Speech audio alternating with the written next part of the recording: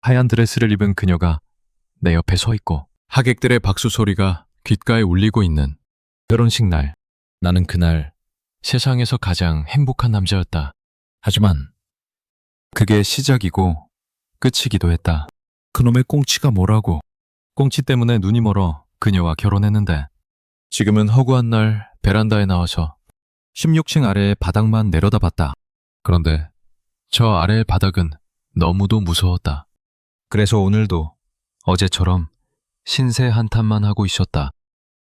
이 영상은 남편이 이혼을 요구했지만 눈도 껌뻑 안 하는 남편 알기를 힘들면 쉬어가는 정거장쯤으로 알고 있는 아내였기에 이혼도 할 수 없는 처지의 노인 46세의 박민성이란 남자의 이야기입니다. 그녀와 꽁치를 먹었던 그날로 돌아가 그날에 있었던 일을 지금 바로 시작하겠습니다. 그날도 박민성은 평소와 다름없이 자신의 성공을 약속해주는 일터의 문을 열고 들어갔다. 안녕하세요. 사장님. 나오셨어요. 안녕하세요. 직원들의 인사에 화답해주는 그의 목소리가 들려왔다. 그래, 일찍 나왔네. 그리고 미스 김, 커피 줄래? 네, 사장님. 오늘도 바빠 보이는 그는 서류를 뒤적였고 성신상사입니다. 안녕하세요. 양주임입니다. 바쁜 그들을 내려다보는 벽시계 바늘이 빠르게 돌아가더니 1시 20분이 됐다. 그 시각이 되자 그의 운명이 갈리는 신호탄이 울렸다. 그 신호탄은 직원끼리 다투는 듯한 소리였다. 그 소리에 민성이 고개를 들고 쳐다보자 말을 멈춘 남자 직원 둘이 급하게 밖으로 나갔다. 미스 김, 쟤들 왜 저래? 허진 통상건 때문에 그럴 거예요. 왜? 물건이 다 안 돼서 저러는 거야? 아니요. 거기가 4층이잖아요. 그제서야 그는 납품할 양이 많다는 게 생각났다. 그러니까 전기사가 같이 가자고 했는데 양주임이 안 가겠다고 한 거야? 네, 바쁘다고 그랬나 봐요. 참, 그놈들. 네가 가서 전기사 들어오라고 해. 네, 사장님. 전기사가 들어왔다. 내가 같이 가줄게. 사장님이요. 왜? 내가 4층까지 물건을 못 올릴 것 같아? 네가 볼 땐 내가 그렇게 빌빌해 보여? 그런 거 아니고요. 그럼 둘이 싸우지 말고 빨리 나가서 준비해. 네. 감사합니다, 사장님. 전기사가 밖으로 나가자 미스 김이 고개를 돌렸다. 사장님 거기 가신 김에 이 대리가 어떤가 한번 보세요. 왜? 거기 장과장이 그러는데 되게 이쁘대요. 이뻐 봐야 여자지. 별거 있겠어? 아니에요. 제가 정기사한테 물어봤는데 정말 딱 사장님 스타일이더라고요. 네가 내 스타일을 어떻게 알아? 참나 저한테 여자 소개해달라면서 말한 거 기억 안 나세요? 내가 그랬다고? 네, 그러니까 저한테 말하지 말고 오늘 가서 한번 보세요. 그녀의 말을 듣던 그의 시선이 거울로 향했다. 그러고는 미스 김, 네가 보기엔 내가 몇 살로 보여? 사장님 나이론 안 보여요. 한 28. 그렇다고? 진짜야? 30으로 안 보인다는 게? 예, 정말이에요. 좋았어. 내일 점심 때 네가 먹고 싶은 거 시켜 먹어. 진짜죠? 저 비싼 거 시킬 거예요. 속고만 살았냐? 근데 나이는 왜 물어봤어요? 솔직히 말해봐요. 이 대리 보려고 물어본 거죠? 마냐, 아니긴 뭐가 아니에요. 빨리 말해봐요. 넌 내 스타일을 안다면서 그런 말을 하냐? 이대린 내가 볼 땐 싸가지야. 왜 그렇게 생각하시는 거죠? 몰라서 묻냐? 그들이 4층으로 올릴 물건들은 화물로 보낼 거였는데 지방에 있는 공장에서 급하다고 자기네 차로 민성의 공장에서 직접 가져가겠다고 했다. 그런데 이대리가 확인해야 한다며 자신의 회사로 가져오라고 했다. 그러니까 지가 우리 공장에 와서 컴품만 했으면 간단하게 끝날 수 있었잖아. 내 말이 틀려? 이대리 때문에 여럿 죽는 거 아니야? 그건 사장님 말이 맞네요. 자기 사업도 하는 신랑감으론 꽤 괜찮은 그였는데도 결혼하지 못하고 있던 것은 착할 것 같은 여자들을 만나봤지만 그때마다 그 여자들의 숨겨진 모습을 보고 실망해서 그랬다. 그의 이상형은 얼굴보단 착한 여자였다. 그리고 4층까지 물건을 올려놓은 그가 그녀가 있는 곳으로 들어갔다. 그리고 그가 혼자 중얼거렸다. 저 여자가 이대리라고? 그가 그녀의 얼굴을 보려 했는데 그녀가 고개를 숙였다. 그런데 얼핏 보기에도 미스김과 정기사한테 들었던 것보다 훨씬 더 자기 이상형에 부합했다. 그가 그녀에게 다가갔다. 안녕하세요. 그녀가 고개를 들었다. 그 순간 민성의 심장이 요동쳤다. 큰 눈보단 따뜻한 눈을, 착하게 생긴 여자를 좋아했는데 그녀가 그랬으니까. 어디서 오셨죠? 그녀는 입사한 지 얼마 되지 않아 그를 몰랐었다. 성신 상사입니다. 아네, 근데 처음 보는 분이네요. 그가 명함을 건넸다. 어머, 사장님이셨어요? 네. 급하게 자리에서 일어선 그녀의 말투가 바뀌었다. 안녕하세요. 저는 사장님이 이렇게 젊은 분인지 몰랐어요. 제가 실례를 했습니다. 그런데 얘도 똑같네. 그래. 얼굴 이뻐봐야 여자지. 별거 있겠어? 젊은 사람이 자기 업체를 운영한다는 걸 알게 된 여자들의 눈초리와 별반 다를 게 없다는 생각에 퉁명스럽게 말을 꺼냈다. 왜? 젊은 사람이 사장하면 안 됩니까? 그런 게 아니고요. 흘기듯 그를 쳐다보던 그녀가 아주 세게 나오는데. 그래, 어디 두고 보자. 근데 어떻게 오셨어요? 납품할 게 많아서 같이 왔습니다. 그러셨구나. 물건은 어디에 있죠? 문 앞에 있습니다. 그와 그녀가 문을 열고 나갔다. 어머, 이렇게 많았어요? 그 순간 얘가 헛소리하고 있네. 네가 발주해놓고 모른다고 하면 누가 아냐? 그가 그녀를 째려볼 때였다. 이걸 다 올리셨으면 많이 힘드셨겠네요. 뭘요? 괜찮습니다. 그런데 갑자기 미안한 얼굴이 되는 그녀의 말투가 바뀌었다. 저는 저렇게 많은 줄 몰랐어요. 제가 생각이 없는 바람에 정 기사님도 그렇지만 사장님까지 괜히 고생시켰잖아요. 그리고 제가 아무리 바빴어도 사장님 공장에 가서 컨펌해드렸어야 했는데. 그렇게 말을 끌더니 물건을 가져갈 사람들도 고생해야 한다는 생각이 들었다는 그녀는 제가 조금만 더 신경 썼으면 됐는데 정말 죄송하게 됐어요. 하지만 웃기고 있네. 네가 지금 그런다고 달라질 것도 없다. 그럼 이만 가보겠습니다. 네, 안녕히 가세요. 그가 돌아서자 그래, 네가 지금 뻗었다 이거지. 두고 보자. 계단을 내려가는 민성은 싸가지만 아니었으면 딱인데 아깝네. 지난 아쉬움만 남긴 인연이 없는 여자라고 생각하고 말아버렸다. 그리고 다음 날이었다. 문이 열리는 소리가 들리더니 정기사가 들어왔다. 사장님, 제 말이 맞잖아요. 뭔 소리야? 우리가 올려놓은 거 이대리가 전부 1층에다 내려놨어요. 그걸 어떻게 혼자 내려? 일할 사람들을 데려왔다고 하더라고요. 그럼 자기 돈으로 사람을 불렀다는 거야? 네, 그거 가져갈 사람들한테 미안해서 그랬다고 했어요. 그러니까 이대리가 착하다고 제가 한 말이 맞잖아요. 그 순간 내가 잘못 생각했나? 민성이 골똘한 표정이 됐을 때였다. 이대리가 미안하다면서 팝 사준다고 내일 점심때 오라고 했어요. 그래? 그럼 난 가실 거예요? 가야지. 밥 사준다는데. 심적 이상형과 외모적 이상형 사이를 오가고 있던 민성은 자기 합리화를 했었다. 외모적 이상형을 포기할 수 없었으니까. 그리고 점심 식사를 마친 민성은 정기사가 화장실에 가자 은근 슬쩍 말을 꺼냈다. 저녁에 약속 있으세요?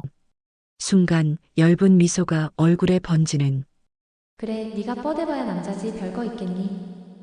아니요, 없는데요. 왜 그러시는데요? 새로 오셨는데 제가 인사를 드리지 못해서 식사라도 같이 하려고요.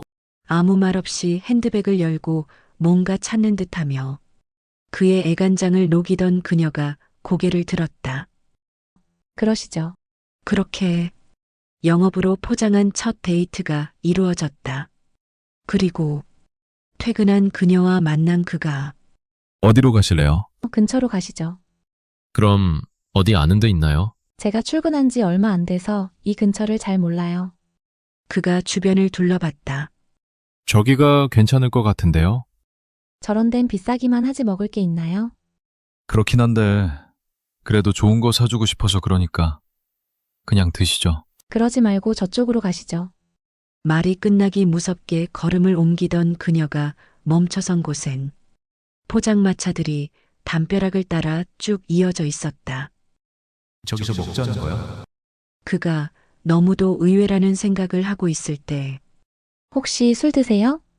술을 먹자는 건가? 네, 좋아합니다. 그럼 저기서 마실까요? 헐, 재밌는 여자네. 식사는 안 하고 술을 먹자고요? 전에 저기 가봤는데 안주도 괜찮고 우동도 먹을 만하더라고요. 몰라, 우동? 그래, 어떻게 나오나 두고 보자. 그럼 우동 맛 좀 볼까요? 네, 드셔보면 괜찮을 거예요. 포장마차에 들어간 민성이 어떤 걸로 할래요? 전 꽁치면 될 것 같은데요. 꽁치로 안주를 한다고요? 네, 구우면 먹을 만해요. 네, 꽁치로 합시다. 안주를 꽁치로 하자고 하고 처음 만난 남자한테 술을 먹자고 하는 거 보면 좀 희한한 여자네. 근데 포장마차에 오자고 한 거 보면 다른 여자랑 좀 다르긴 한 것 같은데. 그는 그녀가 왠지 모르게 알뜰한 여자처럼 느껴졌다. 그럼 어떻게 나오나? 일단은 들이대 볼까? 그가 본격적으로 말을 꺼내려 할 때였는데 정식으로 인사드릴게요. 제 이름은 앞뒤가 똑같은 이은희입니다. 진짜 그러네요. 앞으로 하나 뒤로 하나. 이윤이네요. 그렇죠? 그래서 사람들이 제 이름을 잘 기억하더라고요. 아추, 은근히 겁주네. 저는 박민성이라고 하는데 앞뒤가 틀려서 은희 씨가 금방 잊을까봐 겁나는데요. 생각보단 잘 알아듣네. 그럼 분위기 한번 태워줄까? 저 머리 그렇게 안 나빠요. 그럼 제 이름을 기억 못하면 놀릴 겁니다. 그러면 꼭 기억해야겠네요. 그럼 우리 한잔 할까요? 우리? 그 순간 텅 비어진 것만 같은 그의 머릿속에 우리라는 말이 꽉 들어찼다. 그래서일까 왠지 모르게 그녀가 가까이 다가온 것처럼 느껴졌다. 네, 좋습니다. 근데 오늘 처음 술 먹는 건데 건배는 해야지 않겠어요? 네, 좋아요. 그녀가 들어올린 잔과 부딪힌 잔에서 들려오는 그 소리에 심장이 몸 밖으로 튀어나올 것만 같은 단순에 들이킨 민성은 술이 이토록 달콤한지를 처음 알았다. 그랬으니 그가 술을 연거푸 마셔댈 수밖에. 그리고 그때 꽁치 나왔어요. 네, 잘 먹을게요. 그리고 혹시 꽁치 안 드시는 건 아니죠? 내가 생선을 안 좋아하는 걸 아는 거야, 뭐야? 근데 나도 참 별걸 다 신경 쓰네. 그냥 한 말일 텐데. 그녀는 정기사에게 그의 식성에 대해서 물어봤기에 생선을 선호하지 않는다는 걸 알고 있었다. 그래서 그녀가 일부러 꽁치를 먹자고 했는데 그걸 알 수 없던 민성은 남자가 음식 가리면 쓰나요? 아주 맛있게 구워졌는데요. 그쵸. 제가 먹기 편하게 해줄게요. 그녀가 젓가락을 집어들었다. 꽁치를 발라주는 은희를 바라보고 있는 민성은 왠지 모르게 대접을 받고 있는 것 같았다. 그녀는 여자가 생선을 발라주면 남자가 좋아한다는 걸 알고 있었기에 일부러 꽁치를 먹자고 한 거였고 생선을 싫어하는데도 자기가 하자는 대로 한다면 자기한테 순종할 사람이고 또 다른 걸 먹겠다고 하면 까탈스러운 성격이니까 그에게 접근하는 방법을 바꾸려고 한 거였다. 생선으로 주도권을 잡은 은희는 꽁치 한 조각을 그의 앞 접시에 올려줬다. 이것 좀 드셔보세요. 민성의 눈엔 은희가 발라놓은 꽁치는 생선이 아닌 걸로 보였고 비린내가 싫어서 안 먹었지만 평소와 달리 고소한 냄새까지 풍기는 것만 같아 그녀가 매일매일 생선을 발라줬으면 하는 생각까지 하고 있었다. 그러니 민성이 꽁치를 한 입 가득 물고 우걱우걱거렸다. 생각보다 잘 먹는데. 기선은 제압했으니까 분위기 한번 태워줄까? 제가 한 잔 드릴까요? 진짜입니까? 네, 한 잔 받으세요. 싫어하는 생선도 은희가 발라주면 달라 보이는데 그녀가 따라주는 술이니 얼마나 맛있겠어요. 그러니 연거푸 마셔댄 민성은 취기가 금방 올라갈 수밖에요. 그랬으니 술 기운을 빌린 그가 항상 생각하고 있던 말을 꺼냈다. 저는 결혼하면 아내가 손에 물 한 방울 안 묻히고 살게 해줄 겁니다. 어머, 그 말 진심이세요? 못 믿겠습니까? 아니, 그런 건 아니고요. 남자들이 결혼 전엔 다 그런다고 해서요. 전 다릅니다. 그 말 정말 지킬 수 있겠어요? 잠시 머뭇거리던 술 기운이 거나해진 입이 꿈틀거리더니 그럼 저하고 결혼해보면 알지 않겠어요? 뭐야 해? 성격이 생각보다 훨씬 더 급하네. 의미심장한 미소를 머물고 있던 그녀의 입이 열렸다. 근데 은희가 갑자기 말을 끊자 혹시 제 이름을 말하려고 했던 겁니까? 네, 사장님이 저한테 은이라고 하니까 저도 모르게 그랬어요. 민성이 들뜬 표정이 되자 역시 성격이 급하네. 그럼 어떻게 나오나 볼까? 은희 씨가 볼 땐 제가 어때요? 좋은 사람 같아 보여요. 그래요? 그럼 우리 만나볼래요? 저는 아까도 말했지만 내 여자 고생시키지도 않을 거고 결혼할 때도 빈손으로 오라고 할 겁니다. 빈손이요? 그럼 살림살이는 어떻게 하려고요? 그거요. 이미 다 해놨습니다. 정말이세요? 네, 집 수리만 끝나면 다 들여놓을 겁니다. 집을 사셨어요? 네, 대출이 있긴 한데 열심히 일해서 갚으면 되지 않겠습니까? 집이 있다고? 제대로 잡았는데. 그럼 이제 애 좀 먹여볼까? 그럼 아파트가 아닌가 보네요. 네, 전 마당이 있는 집이 좋더라고요. 단독을 사셨나 보구나. 네, 단독인데. 혹시 은희 씨는 아파트가 좋나요? 제가 무슨 상관이 있겠어요. 사장님하고 결혼할 여자가 좋고 안 좋고겠죠. 은희는 민성이라 하지 않고 사장님이라면서 다시 한 걸음 뒤로 물러섰다. 그렇기에 그가 급해졌다. 그렇긴 하겠죠. 근데 누가 됐든 결혼할 여자가 생기면 필요한 거 사려고요. 여자 맘에 드는 거로 사시겠다는 건가요?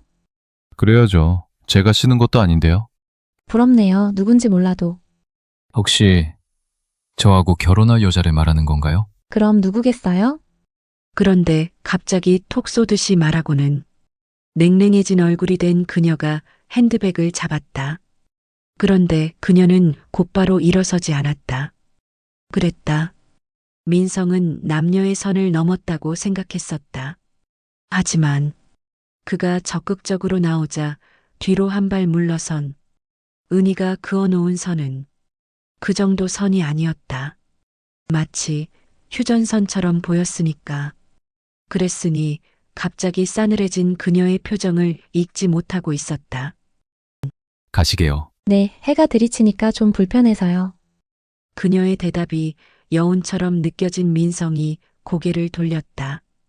그의 시선이 머문 곳엔 뉘엿뉘엿 저물어가는 해가 있었다. 한여름으로 향하는 계절은 하루가 다르게 더워져만 갔고 길어진 해는 건물 옥상에 걸터 앉아 있었다. 민성은 그땐 몰랐었다. 길게 뻗어오는 햇빛이 포장마차 앞에 펼쳐놓은 파라솔 아래로 스며들고 있었으니 은희가 그게 싫다는 줄만 알았으니까. 민성과 대화하던 은희는 그가 성격이 급하다는 걸 알게 됐다.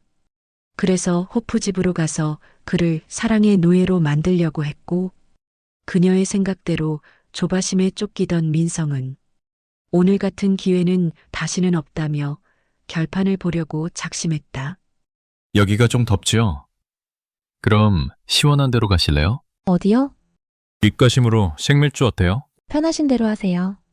그리고 호프집에 온 민성은 아직 술 기운이 부족한지 연신 맥주만 들이켰다. 그러다 작심한 듯 말을 꺼냈다. 은희 씨, 나하고 냉장고 사러 가지 않을래요? 첫 데이트에서 나올 말이 아니었는데도 표정에 변화가 없는 은희는 맥주잔으로 시선을 돌렸다. 전 컵이 좀 지저분하다고 생각을 해서 그런지 이쪽으로 먹게 되더라고요.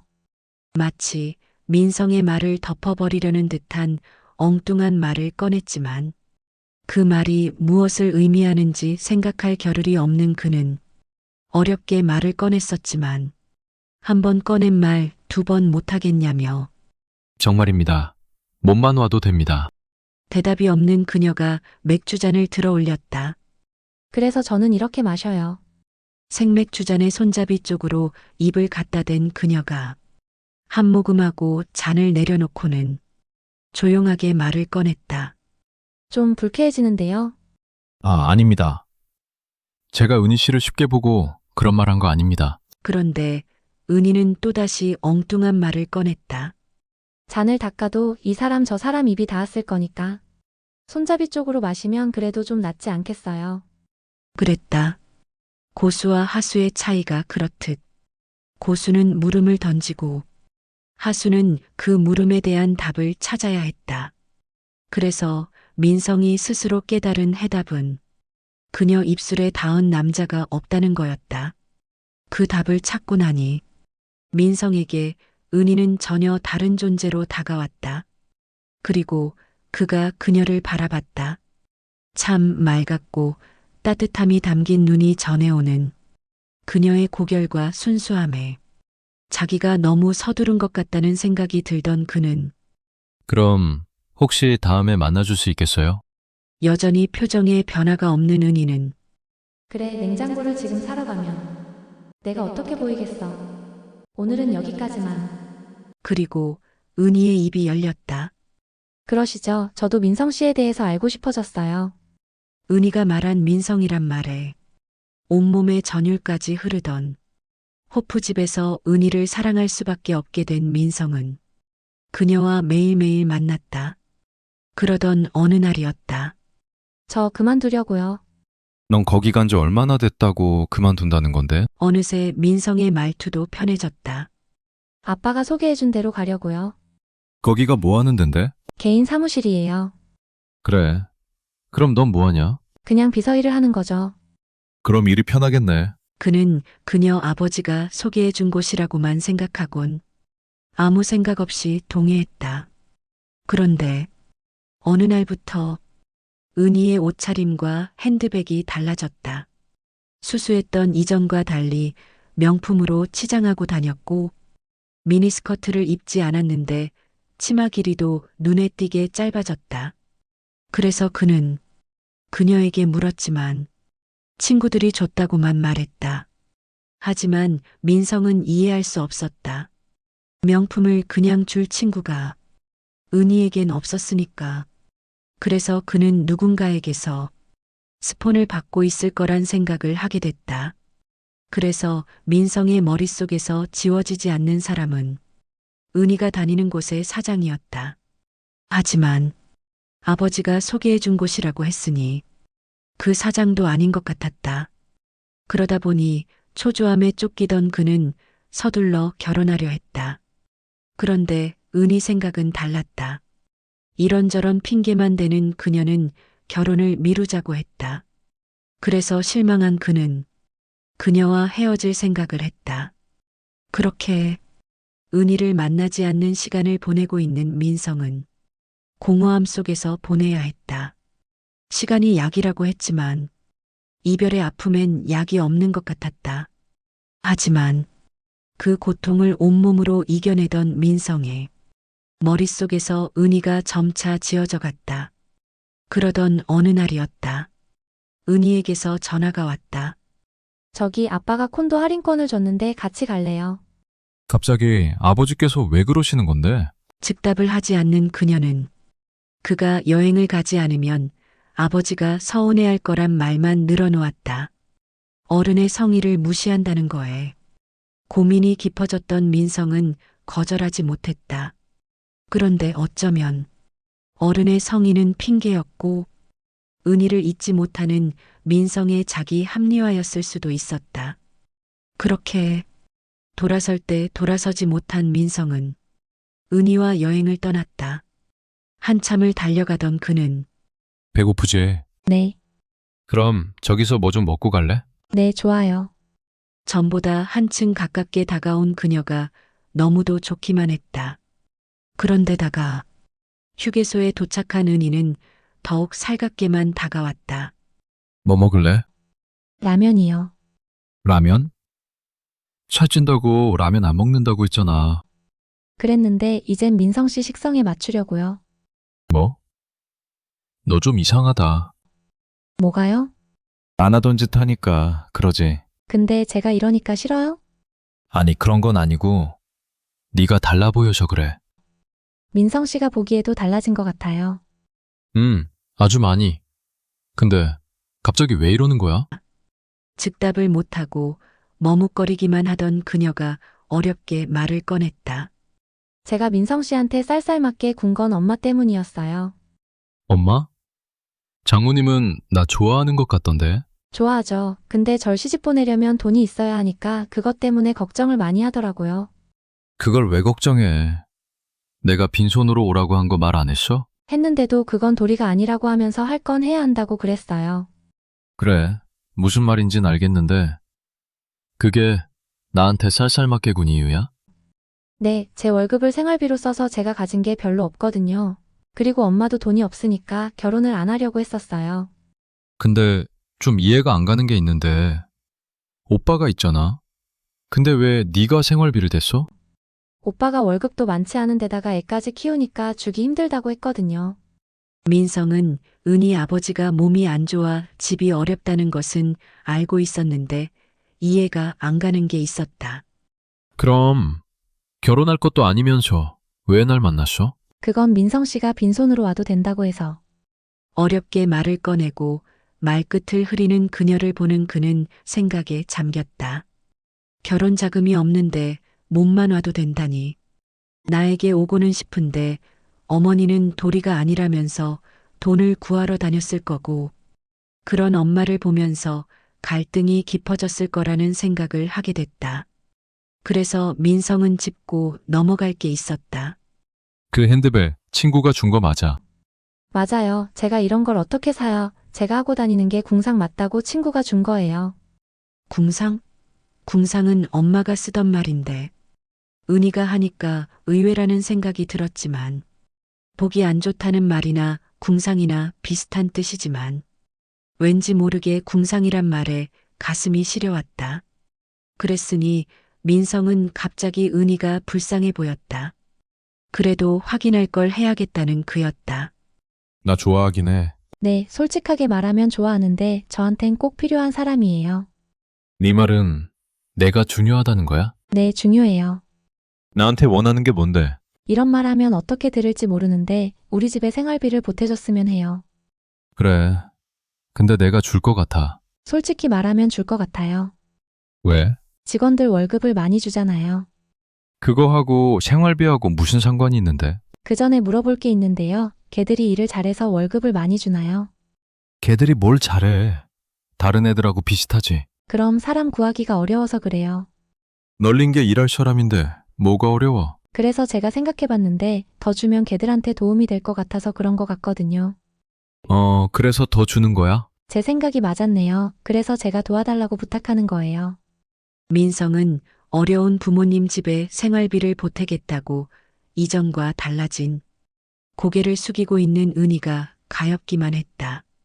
집이 어려워 결혼 비용이 없었고 또 자신이 결혼하고 나면 부모님의 생활비가 부족해진다는 그래서 망설이고 있었다는 그녀의 말을 들으니 결혼을 미루던 그녀를 오해했다는 그는 서둘러 결혼식을 올렸다. 그렇게 민성은 이 세상에서 가장 행복한 남자가 됐다고 생각했지만 그게 시작이었고 끝이기도 했다. 은희는 생활비뿐만이 아니라 장인의 병원비까지 달라고 했다. 그런데 병원비야 주면 되는 거였지만 그 돈이 도를 넘어섰다. 민성은 부담스럽다고 은희에게 말했지만 그녀는 들은 척도 안 했다. 하는 수 없는 그는 이혼하려 했지만 그것도 쉽지 않았다. 결혼하기 전에 생활비를 준다고 약속했고 병원비도 생활비의 일부이기에 지금 와서 약속을 지키지 않으면 결혼하려고 여자를 기만했다는 은희 변호사의 주장에 아내가 정당한 요구를 한다는 생활비와 병원비 사정만으로 혼인 관계가 회복 불가능하다고 단정하기 어렵다는 판사는 민성의 손을 들어주질 않아 이혼 소송은 길어져만 갔다. 게다가 은희는 거액의 위자료를 요구했다. 그 요구를 들어주면 민성은 빈털터리가 될 수밖엔 없었다. 이러지도 저러지도 못하는 그는 허구한 날 베란다로 나가 16층 아래의 바닥만 내려다보고 있었다. 하지만 저 아래의 바닥이 너무도 무서운 그는 오늘도 어제처럼 신세 한탄만 했다. 그런데 그는 포장마차에 스며들던 석양의 햇빛이 싫다면서 간다고 했던 은희를 잡지 않았다면 그녀와 반대 방향으로 걸어갔을 거다. 만약 민성이 석양을 향해 걸어갔다면 인간이 지는 애보다 더 빨리 뛸 순 없겠지만 석양에 가까워질수록 오늘이 더 빨리 가진 않았을 거다. 그랬다면 아마도 민성에게 내려앉을 어둠은 오늘이 아닌 내일쯤은 됐었겠지. 그랬다면 아마도 베란다가 아닌 포장마차들이 줄지어 있는 그곳에서 아는 사람들과 함께 술잔을 기울이는 그들처럼 민성도 오늘도 내일도 아는 사람들과 함께 술잔을 기울이는 그런 나날들을 보낼 수 있었겠지. 그래서 민성은 꽁치로 이어진 은희와의 악연을 끝내려고 작심했다. 공장을 중국으로 옮길 거야. 그건 알아서 해요. 대신 생활비만 보내주면 돼요. 은희의 말에 민성이 고개를 끄덕였다. 남편 알기를 힘들면 쉬어가는 정거장쯤으로 알고 있는 그녀의 입에서 나올 만한 말이었으니까. 그리고 민성은 공장을 할 부지를 알아봐야 한다는 이유로 중국으로 떠났다.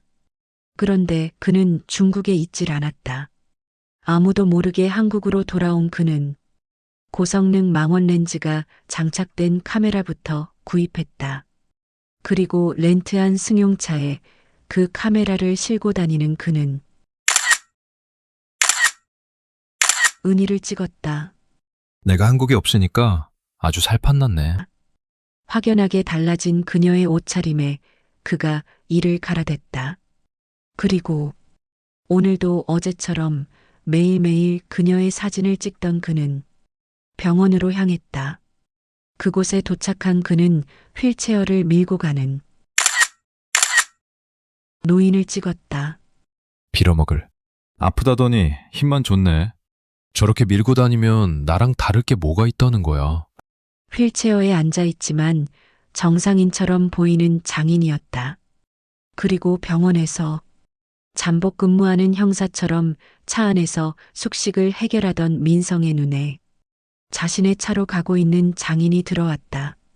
민성이 장인의 차를 따라갔다.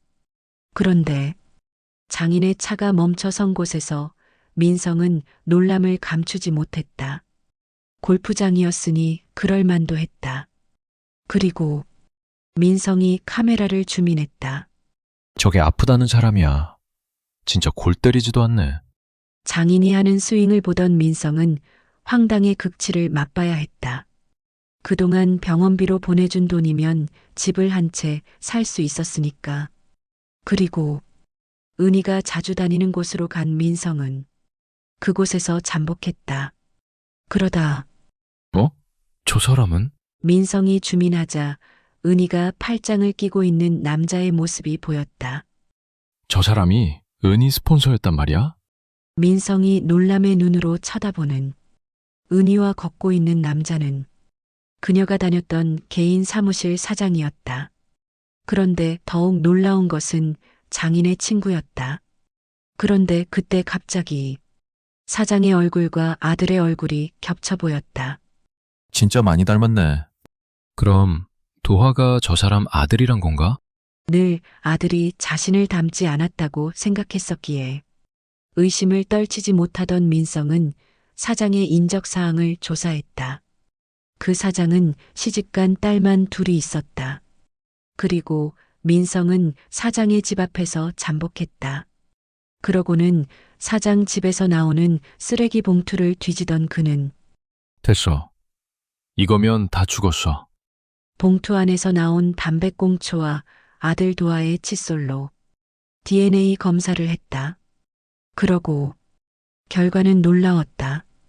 도아가 사장의 아들이었던 거였다. 민성이 검사지를 은희에게 보여줬다. 내 얘기 똑바로 들어. 네가 거짓말하면 너를 사기죄로 경찰서에 고발할 거니까.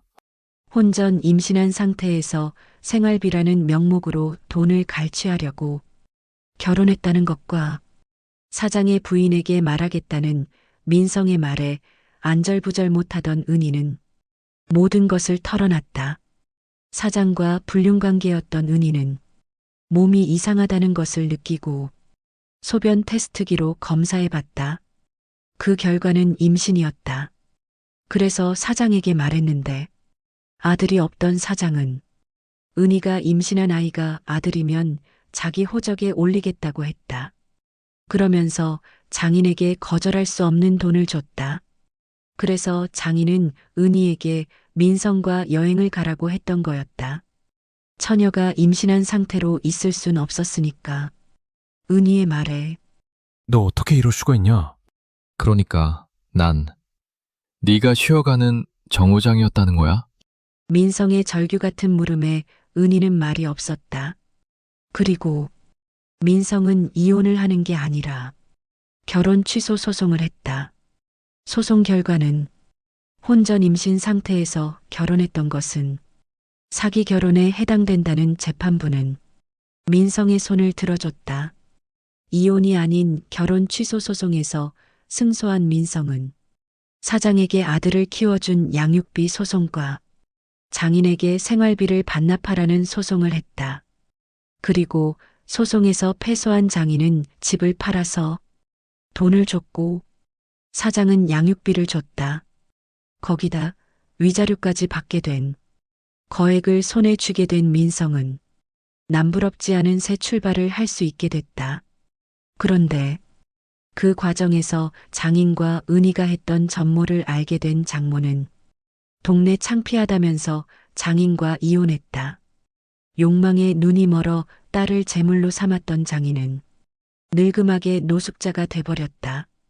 그리고 오갈 데가 없어진 은희는 식당에 나가서 일을 했다. 산더미처럼 쌓여있는 설거지를 해야 하는 은희를 보던 민성은 이제 알겠어? 네가 무슨 짓을 했는지.